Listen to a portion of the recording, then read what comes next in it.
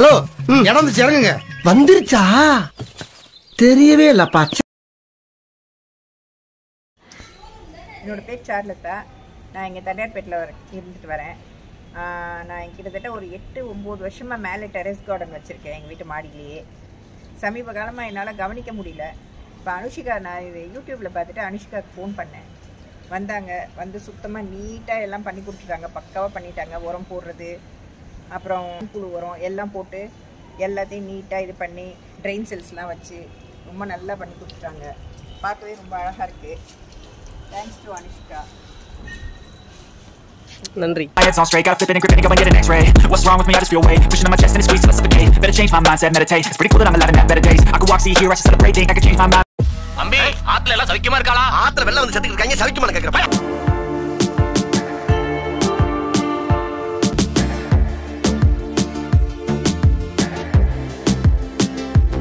அங்க நிக்கிறவன இங்க வான்னு இந்தியில எப்படி கூப்பிடுவ? அங்க போய் நில்லுங்க. இங்கதானே ஆத்துக்கோ. இப்ப ஹிந்தில கூப்பிட போறேன். கூப்பிடவா? இதராவோ. இங்க வான்னு அர்த்தம். அடேங்க அப்பா, ரொம்ப ஈஸியா இருக்குதுடா. அது சரி, இங்க இருந்து அங்க போன்னு சொல்றது எப்படி சொல்லுவ? அங்க போறதுக்கு இங்க இருங்க. என்ன பண்ற?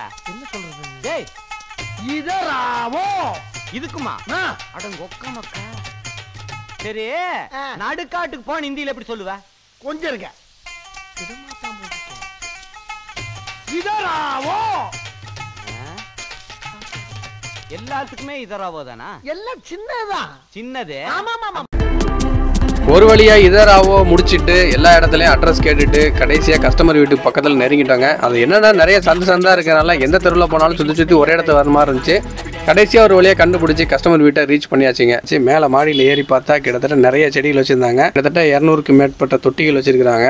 ஸோ இது எல்லாமே ரீபார்ட் பண்ணணும். ஏன்னா மலையில ஃபுல்லா எல்லாம் அடிச்சு எல்லாம் நொறுங்கி தள்ளிருச்சான். அந்த அளவுக்கு காத்து வேகமா அடிச்சிருக்கிறதுனால எல்லா செடிகளுமே சாஞ்சிருந்துச்சு. ஸோ இருக்கிற எல்லா செடிகளுமே எடுத்து ஒன்னொன்னா எடுத்து கீழே கொட்ட ஆரம்பிச்சோம். கத்திரிக்காய் செடி, வெஜிடபிள் எல்லாமே நிறைய வச்சிருக்காங்க.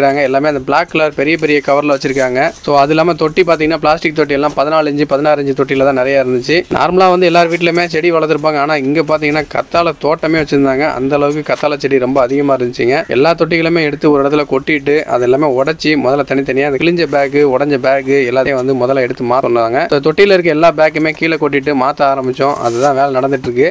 ஸோ மண் எல்லாமே நல்லா இறுகி போய் கல் மாதிரி இருந்துச்சுங்க. அது எல்லாமே எடுத்து செதுக்கிட்டு வேற எவ்வளோ தேவையோ அதை மட்டும் எடுத்து வச்சுட்டு மற்றெல்லாம் கட் பண்ணி விட்ட ஆரம்பிச்சோம். பண்ணி முடிச்ச கையோட எல்லா தொட்டிகளுக்குமே ரீபார்ட்டிங் பண்ணுறதுக்கான எம்டி தொட்டியெல்லாம் எடுத்து கலெக்ட் பண்ணிட்டு அதில் இருக்க எல்லா குப்பையுமே எடுத்து ஒரு இடத்துல ஒன்று சேர்க்க ஆரம்பித்தோம். நிறைய பேக்கில் தேவையில்லாத செடிகள், பூச்சி, புழு, வண்டு, பேனு நிறைய இருந்துச்சு. அதெல்லாமே எடுத்து கொட்டி எல்லாம் ஓரம் கட்ட ஆரம்பித்தோம். மண்ணெல்லாம் கம்மியாக இருந்துச்சு. ஸோ அதுக்கு ஒரு மண் கலவை ரெடி பண்ணணும் அப்படின்றனால கொண்டு போன மூட்டை எதுவுமே மேலே ஏற்ற முடியாமல், ஏன்னா இருக்கிற தொட்டி எல்லாமே எம்டி பண்ணிட்டு அதில் இருக்க மண்ணை யூஸ் பண்ணதுக்கப்புறம் நம்ம தேவையான மண்ணை எடுத்துக்கலாம் சொல்லிட்டு வண்டியிலே மண், உரம் எல்லாமே வச்சிருந்தோம். ஸோ இருக்கிற தொட்டியெல்லாம் காலி பண்ணிட்டு பார்த்தோம்னா கிட்டத்தட்ட அதுவே ஒரு 40 மூட்டை கிட்ட மண்ணே தேரிச்சிங்க. அதனால மண் எதுவும் யூஸ் பண்ண முடியல. கத்தாழை எல்லாருமே ஒரு வீட்டுக்கு 1 வைப்பாங்க, இல்லை 2 வைப்பாங்க. ஆனால் இங்கே மட்டும்தாங்க கத்தாழை தோட்டமாகவே இருந்துச்சு. தோட்டம்னா சும்மா சொல்லக்கூடாது. கத்தாழைக்கு மட்டுமே ஒரு செக்ஷனே வச்சிருந்தாங்க. கிட்டத்தட்ட ஒரு 30 தொட்டிக்கு மேலே கத்தாழை செடிகளை வளர்த்துருந்தாங்க. அது மேபி அது மெடிசனல் பர்பஸ்க்காக டெய்லியும் ஜூஸ் போட்டு குடிக்கிறேன்னு சொன்னாங்க. அதனால கத்தாழை செடிகளுக்காகவே ஒரு பெரிய பெரிய தொட்டியெல்லாம் போட்டு அழகாக நீட்டாக அடுக்கி வச்சிருந்தாங்க. அது எல்லாமே நல்லா ட்ரிம் பண்ணி விட்டுட்டு ரொம்ப பழுத்து போன இலையெல்லாம் பிடிங்கிட்டு அதுக்கு தேவையான உரம், ஃபெர்டிலைசர் ரெடி பண்ண ஆரம்பிச்சோம். குமிச்சு வச்ச மண்ணில் எல்லா உரமும் சேர்க்க ஆரம்பிச்சோம். அதில் அசோஸ்பைலம், பாசோபேட்ரியா, ட்ரைகோடர்மா வெரிடி, பொட்டாஷ் மொபிலைசர், அது மட்டும் இல்லாமல் போன் மீல், எப்சம் சால்ட் இது எல்லாமே மிக்ஸ் பண்ணி ஒரு நல்ல கலவையை ரெடி பண்ணி கொடுத்துருங்க. ஒவ்வொரு தடவை உடம்பு போட்டோம்னா அது நல்லா தாங்கி நிற்கிற மாதிரி இருக்கணும். ஒவ்வொரு தடவை மாற்ற முடியாதுன்னு சொல்லியிருந்தாங்க. அதனால கிளியரா எல்லா தொட்டியுமே நல்லா தேவையில்லாத காஞ்சி போன இலைகளை எல்லாத்தையும் பிடுங்கிட்டு மொத்தமாக எடுத்து கொட்டி மிக்சிங்க்கு எல்லாம் ரெடி பண்ண ஆரம்பிச்சோம். இப்போ நீங்கள் பார்த்துட்டு இருக்க எல்லாமே பார்த்தீங்கன்னா நம்ம கொண்டு போன எல்லா ஃபெர்டிலைசருமே ஒரு இதில் போட்டு அந்த சாயில் கலவைக்கு தேவையான எல்லாத்தையும் போட்டு மிக்சிங் கொடுத்துட்டு இருக்கோம். ஸோ இது எல்லாமே சாயிலோட மிக்ஸ் பண்ணி எல்லா தொட்டியுமே அழகாக ரீபார்ட் பண்ண ஆரம்பித்தோம். பார்த்தீங்கன்னா எல்லா தொட்டியில் இருக்க மண்ணையுமே வந்து மேலே எடுத்து டாப் லேயரில் வந்து கொட்ட ஆரம்பிச்சிருக்கு. ஸோ இதுக்கு தேவையான ஃபெர்டிலைசர் வந்து நல்லா தரமாக இருக்கணும் அப்படின்றனால மண் கலவையை ரொம்ப சிறப்பாக பண்ணியிருந்தோம். ஒரு புதுச்செடி வைக்கும் பொழுது என்னெல்லாம் நம்ம மண் கலவை போடுமோ அதே மாதிரி தான் ரீபார்ட்டிங்லையுமே, ஏன்னா சத்து ரொம்ப கம்மியாக இருக்கனால தான் செடி ரொம்ப வாடி ஒரு மாதிரி இருந்திருக்கும். சில தொட்டிகள்லாம் தூக்க முடிஞ்ச அளவு இருக்குது, சில தொட்டிலாம் வந்து சிமெண்ட் தொட்டியெல்லாம் தூக்க முடியாத அளவுக்கு ரொம்ப பெரிய பெரிய தொட்டியாக இருந்துச்சு. ஸோ எல்லாத்தையும் கலவை மிக்ஸ் பண்ணுறதுக்கு எல்லாம் உடச்சி போகிறதுக்கே கிட்டத்தட்ட சாயங்காலம் ஆயிடுச்சுங்க.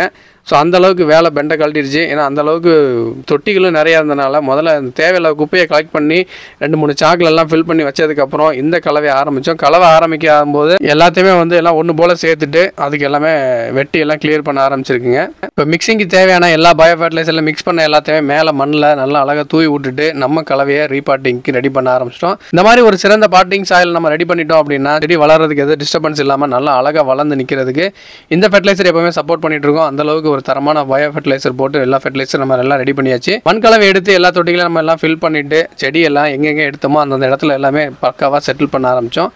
செட்டில் பண்ண கையோட அவங்களுக்கு வந்து கொடி ஐட்டம் நிறையா இருக்கிறனால அதுக்கெல்லாம் ஒரு பந்தல் போட்டு கொடுக்க சொன்னாங்க. ஸோ பந்தலுக்கு ஏற்கனவே அவங்க மூங்கிலெல்லாம் வாங்கி வச்சுருந்தாங்க. அதுக்கு தேவையான தொட்டி எல்லாம் வாங்கி சிமெண்ட் கலவையெல்லாம் போட்டு 4 பக்கம் கம்பை ஊனி அழகாக மேலே நட்டு இழுத்து கெட்ட ஆரம்பிச்சாச்சு. கெட்டும்போது மணி 6 மணிலேருந்து 7 மணியை தாண்டிடுச்சிங்க.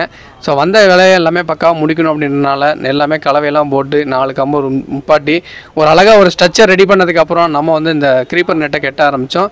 க்ரீப்பர் நெட்டு கட்டி ஆரம்பிச்சதுக்கப்புறம் எல்லா தொட்டியும் ஒரு வீடியோ எடுக்கணுன்றனால மேலே இருந்து ஒரு கழுகு பார்வையில் ஒரு வீடியோ எடுத்தோம். ஸோ அதான் நீங்கள் பார்த்துட்டு இருக்கீங்க. ஸோ வேலை நல்லா முடிஞ்சிருச்சு. அது இல்லாமல் எல்லா தொட்டிகளுமே எல்லாம் அலகேட் பண்ணியாச்சு. எல்லாத்துக்கும் வாட்டரிங்கும் கொடுக்க ஆரம்பிச்சாச்சு. செடி எல்லாமே பக்காவாக செட் ஆகினதுக்கப்புறம் அவங்களுக்கு வந்து அடுத்தடுத்து அடிஷனலாக வந்து உரம் போடுறதுக்கு கையில் கொஞ்சம் ஃபெர்டிலைசரும் கொடுத்தாச்சுங்க. எல்லாமே நீட்டாக அலைன் பண்ணி அந்த உங்களுக்கு பிடிச்ச மாதிரி என்னெல்லாம் மனசுக்கு எதிர்பார்த்தாங்களோ அது அந்தபடி எல்லாமே அழகாக பண்ணியாச்சுங்க. அவங்களே எதிர்பார்க்கல இவ்வளோ வேலையுமே கரெக்டாக பண்ணியிருக்காங்களே, எந்த இடத்துலையுமே வந்து ரொம்ப ஃபாஸ்ட்டாவோ இல்லை எதுவுமே தேவையில்லாதெல்லாம் பிடுங்கி போடாமல் இல்லை எந்த எதுவும் செடி உடையாமல் பக்காவாக அதை பண்ணியிருக்காங்க அப்படின்றதுல அவங்களுக்கு ரொம்ப மன மகிழ்ச்சி சந்தோஷம் எல்லாமே நிறைஞ்சு வந்துருச்சுங்க. அது மட்டும் இல்லாமல் முக்கியமாக நம்ம சொல்ல போனோம்னா அவங்க எதிர்பார்த்த அந்த பந்தல் தாங்க. மூங்கில் கம்பில் ஒரு பந்தல் போட்டிருந்தோம். அது வந்து அவங்கள பாவக்காய் புடலங்காய் பீர்க்கங்காய் இந்த மாதிரி நிறைய கொடி வெரைட்டியை வந்து அவங்க போடணும் அப்படின்னு சொல்லியிருந்தாங்க. அதுக்கேற்ற மாதிரி அந்த பந்தல் செட்டப்பும் கரெக்டாக பக்காவாக கச்சிதமாக அமைஞ்சிச்சு. ஸோ இதில் நிறைய எக்ஸ்பென்ஸான செலவு அதிகமாகும் நினச்சி தான் அவங்க வேணாம்னு சொல்லிட்டு இருந்தாங்க. பட் நம்ம என்ன பண்ணோம்னா பக்கெட்டில் நல்லா சிமெண்ட் நல்லா கலந்து 4 காலை நல்லா ஃபிக்ஸ் பண்ணி அதுக்கு மேலே ஒரு ஸ்ட்ரக்சர் போட்டு அவங்களுக்கு லோ பட்ஜெட்லேயே பக்காவான ஒரு க்ரீப்பர் செட்டப் நம்ம வந்து ரெடி பண்ணி கொடுத்துருக்கோம். அதில் தாங்க பக்கா ஹாப்பி அவங்க. உங்கள் வீட்லேயும் இந்த மாதிரி garden work garden maintenance garden ரீபாட்டிங் work புது செடிகளை வைக்கணும் இல்லை வந்து ஒரு புது வீடு கட்டி போயிருக்கீங்க உங்களுக்கு மாடி தோட்ட அமைப்பு செட் பண்ணி கொடுக்கணும். Flower vegetable fruit creeper plants பெரிய பெரிய மரம் ரொம்ப அழகான வைக்கக்கூடிய ஃப்ரண்டேஜ் வைக்கிறது இண்டோர் பிளான்ட்ஸ் இந்த மாதிரி செட்டப் எல்லாத்துக்கும் எங்களை நீங்க தொடர்பு கொள்ளலாம்.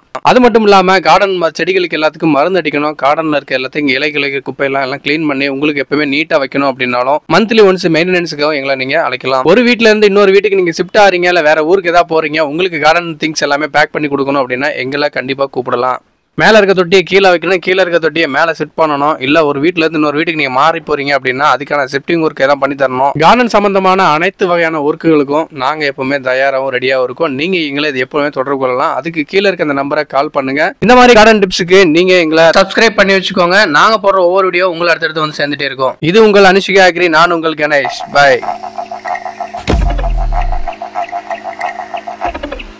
உங்க அனுஷிகா அக்ரி மாடி தோட்டத்துக்கு டிப்ஸ் மட்டும் இல்லைங்க, மாடி தோட்டத்துக்கு தேவையான எல்லா பொருட்களும் ஒரே இடத்துல வாங்க. அனுஷிகா அக்ரிக்கு வாங்க.